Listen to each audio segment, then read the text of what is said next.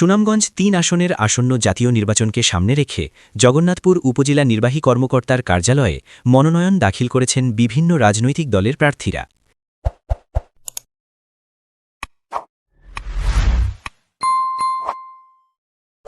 সময় নির্বাহী কর্মকর্তার কার্যালয় প্রাঙ্গণে দেখা যায় উৎসব মুখর পরিবেশ।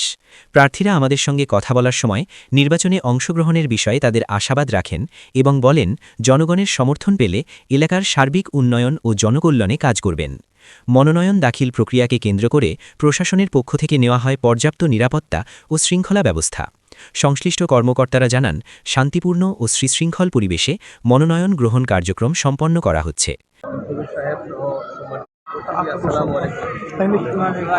আজকে নমিনেশন একটু দেরি হয়, আমরা বিলম্বে নিয়ে আসলাম। আমরা আমাদের 3 আসনে বাংলাদেশ জামায়াত ইসলামী দাঁড়িপাল্লা প্রতীকের প্রার্থী হিসাবে আজকে আমরা আমাদের নমিনেশন দাখিল করলাম।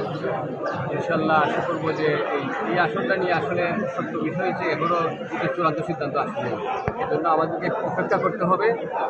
যে সিদ্ধান্ত দিবেন সেই সিদ্ধান্ত অনুযায়ী যিনি প্রার্থী হবেন তিনি প্রার্থী হবেন। আমরা আজকে এখানে নমিনেশন দাখিল করলাম। দুটোর যে মূলনীতি হচ্ছে, বেসিক মূলনীতি হচ্ছে যিনি প্রার্থী এখানে বিজয়ী হয়ে আসতে পারবেন তাকেই যোগ দিবেন। আমরা আশা করব সাংবাদিক ভাইয়েরা সত্য তুলে ধরবেন এবং আমাদের এই 2 উপজেলার আমার প্রিয় নাগরিকবৃন্দ তাদের পছন্দের বিষয়টা তুলে ধরবেন। সেই বিষয়টা ইনশাল্লাহ জোট বিবেচনা করে এই আসনে আমাকে এখানে জোটের প্রার্থী হিসেবে মনোনয়ন দিবেন ইনশাল্লাহ। যদি এটা হয় তো দেখবেন ইনশাল্লাহ এই আসন থেকে আমরা এমন একটি সুন্দর রেজাল্ট আনবো, একটি অনন্য নজরসির সৃষ্টি হবে ইনশাল্লাহ। সকলের সহযোগিতা চাই, যারা দীর্ঘক্ষণ কষ্ট করলেন সকলের প্রতি কৃতজ্ঞতা জানাই। বিশেষ করে সাংবাদিক ভাইয়েরা, আপনারা অনেকক্ষণ যাবৎ অপেক্ষা করছেন। আল্লাহ রাব্বুল আলামিনের কাছে দোয়া করি আপনাদের সকলের কষ্ট সফল হোক এবং আমরা এই আসনে ন্যায় এবং ইনসাফ ভিত্তিক সমাজ প্রতিষ্ঠার জন্য একটি গুরুত্বপূর্ণ ভূমিকা রাখি। আমাদের জগন্নাথপুর এবং শান্তিগঞ্জে আমরা একটি সামাজিক সুবিচারপূর্ণ সমাজ কায়েম করি। সর্বোপরি আপনার সাথে কারা উপস্থিত আছেন? সকল প্রকার দুর্নীতি থেকে দুর্নীতি মুক্ত হয়ে আমরা যেন আমাদের দেশকে পরিচালনা করতে পারি। আল্লাহ আমাদের তৌফিক দান করুন। আজকে আপনি নমিনেশন দাখিল করছেন, আপনারা তো দোষ আপনার 10 দলীয় জোট, এর থেকে তো আপনাদের এখনো তো ফাইনাল হয়নি, আপনাদের কাকে দোষ বলেই দিছি। এটা প্রশ্নের অবকাশ থাকে না, আমি প্রশ্ন না করার জন্য আগেই বলে দিলাম সত্য বিষয়টা। জীবনের প্রার্থী আবার বলতে পারেন আমি পেয়ে গেছি না, এটা এখানে স্পেসিফিক করা হয় নাই। করা হলে জোট যাকে করবেন তিনি জোটের প্রার্থী হবেন, আমরা তার জন্য কাজ করবো ইনশাআল্লাহ। ধন্যবাদ জি, আপনাদের সকলকে ধন্যবাদ। আসসালামু আলাইকুম।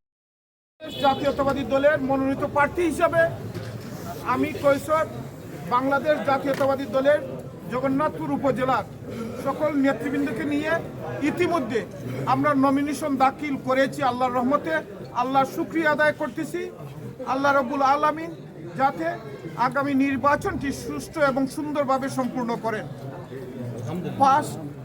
সাথে সাথে আমি কৃতজ্ঞতা প্রকাশ করতেছি বাংলাদেশ জাতীয়তাবাদী দলের ভারপ্রাপ্ত চেয়ারম্যান মহোদয়ের কাছে।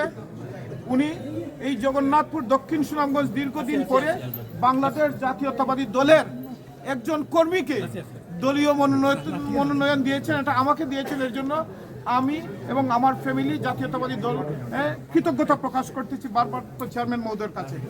আপনাদের মাধ্যমে জগন্নাথপুর শান্তিগঞ্জ সুনামগঞ্জ 3 নির্বাচনী এলাকার সর্বস্তরের জনসাধারণের কাছে আমি সাহায্য চাচ্ছি, দোয়া চাচ্ছি, আমার সালাম জানাচ্ছি সবাইকে। এবং আগামী নির্বাচনে সুষ্ঠু সুন্দরভাবে নির্বাচন যাতে উৎসবমুখর পরিবেশে হয় এর জন্য আমরা সবে সহযোগিতা করব এবং ইলেকশনে আমরা অংশগ্রহণ করব।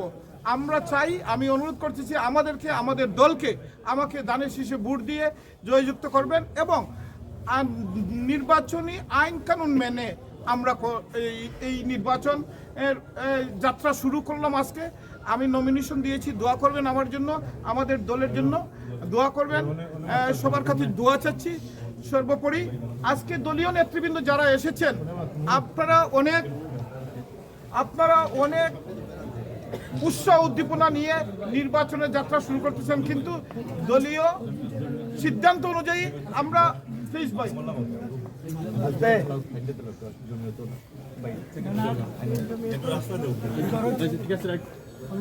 আমরা কিন্তু আমাদের দলীয় নেতৃবৃন্দকে অনুরোধ করব, প্লিজ আমরা যখন ক্যাম্পিং শুরু হবে নিয়ম নীতি মতো তখন আমরা শুরু করব। এখন আপনারা এসেছেন, ধন্যবাদ আপনাদেরকে।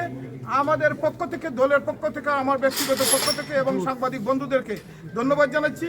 এখন আমরা শান্তিপূর্ণভাবে নিজ নিজ বাড়িতে চলে যাব ইনশাল্লাহ, এবং নির্বাচনের জন্য আমরা যা যা করণীয় সুস্থ সুন্দরভাবে সবার কাছে আবার দোয়া চাচ্ছি।